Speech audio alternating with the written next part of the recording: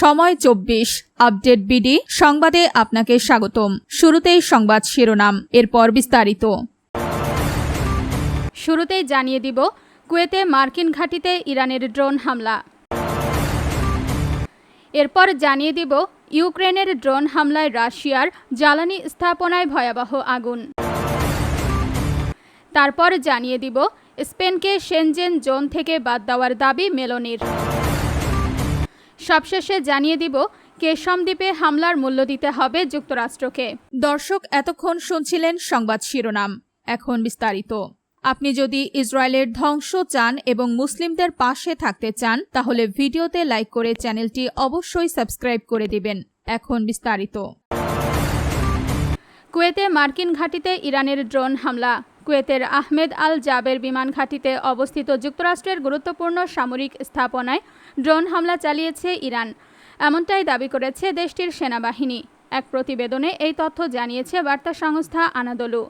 শুক্রবার 31 জুলাই এক বিবৃতিতে ইরানের সেনাবাহিনী জানায়, বিস্ফোরক বোঝাই ড্রোন দিয়ে ঘাঁটির যুদ্ধবিমান রাখার হ্যাঙ্গার, স্যাটেলাইট যোগাযোগ ব্যবস্থা এবং সরঞ্জাম সংরক্ষণাগার লক্ষ্য করে হামলা চালানো হয়েছে।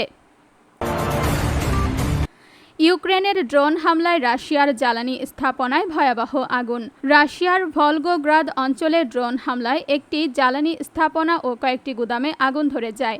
এতে অন্তত 5 জন আহত হয়েছেন বলে জানিয়েছেন ওই অঞ্চলের গভর্নর আন্দ্রেই বোচারভ।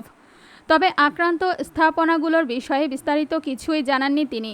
শুক্রবার 31 জুলাই এই ড্রোন হামলা চালায় ইউক্রেন। জানা গেছে, ওই অঞ্চলে জ্বালানি কোম্পানি লুক অয়েলের মালিকানাধীন একটি তেল শোধনাগার রয়েছে। টেলিগ্রামে দেওয়া এক বার্তায় বোচারভ আরও জানান, হামলার পর আহত 5 জন চিকিৎসকদের শরণাপন্ন হয়েছেন।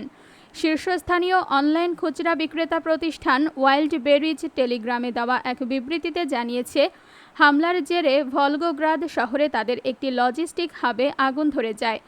তবে এতে কেউ হতাহত হননি। এদিকে পার্শ্ববর্তী দক্ষিণাঞ্চলীয় রোস্তভ অঞ্চলের গুকোভ শহরেও ড্রোন হামলার ঘটনা ঘটেছে। মেসেজিং অ্যাপে দেওয়া এক বার্তায় ওই অঞ্চলের গভর্নর ইউরি স্লিওসার জানিয়েছেন, এই হামলায় এক নারী আহত হয়েছেন। আপনি যদি ইসরায়েলের ধ্বংস চান এবং মুসলিমদের পাশে থাকতে চান, তাহলে ভিডিওতে লাইক করে চ্যানেলটি অবশ্যই সাবস্ক্রাইব করে দিবেন। স্পেনকে শেনজেন জোন থেকে বাদ দেওয়ার দাবি মেলোনির। মরক্কো সংলগ্ন স্পেনের ছিটমহল সেউতায় হাজার হাজার অভিবাসী প্রবেশ করার পর স্পেনকে ইউরোপীয় ইউনিয়নের ইইউ ভিসামুক্ত শেনজেন জোন থেকে সাময়িকভাবে বাদ দেওয়ার আহ্বান জানিয়েছেন ইতালির প্রধানমন্ত্রী জর্জিয়া মেলোনি। বৃহস্পতিবার 30 জুলাই তিনি এই আহ্বান জানান। এর আগে দিনের শুরুতে ইতালির পররাষ্ট্রমন্ত্রী অ্যান্তোনিও তাজানিও ঠিক একই ধরনের মন্তব্য করেছিলেন। সামাজিক মাধ্যম এক্সে দেওয়া এক পোস্টে মেলোনি বলেন, আমরা সংশ্লিষ্ট স্থাপনাগুলোকে এক জায়গায় করার প্রক্রিয়ার মধ্যে আছি। এসব বৈঠক শেষ হওয়ার পর আমরা ব্যতিক্রমী ব্যবস্থার মাধ্যমে পদক্ষেপ নিতে প্রস্তুত রয়েছি, যার মধ্যে স্পেনের সঙ্গে শেনজেন চুক্তি স্থগিত করার মতো বিষয়ও রয়েছে। তিনি বলেন, সেউতায় অভিবাসীদের প্রবেশ করার দৃশ্যগুলো ছিল ভয়াবহ। সেখানে পৌঁছানোর জন্য শিশুসহ তাদের অনেকেই সাঁতরে পার হতে হয়েছে। ছোট্ট এই ছিটমহলে স্প্যানিশ সরকারের প্রতিনিধি দল এএফপিকে জানিয়েছে, এভাবে সেউতায় পৌঁছানোর চেষ্টা করতে গিয়ে অন্তত 9 জনের মৃত্যু হয়েছে। মেলোনি দৃঢ়তার সঙ্গে বলেন, ইতালি অলসভাবে বসে থাকবে না। এর আগে একই আহ্বান জানিয়ে এক্সে তাজানি লেখেন, আমি স্পেনের জন্য শেনজেন এলাকা বন্ধ করে দেওয়ার পক্ষে।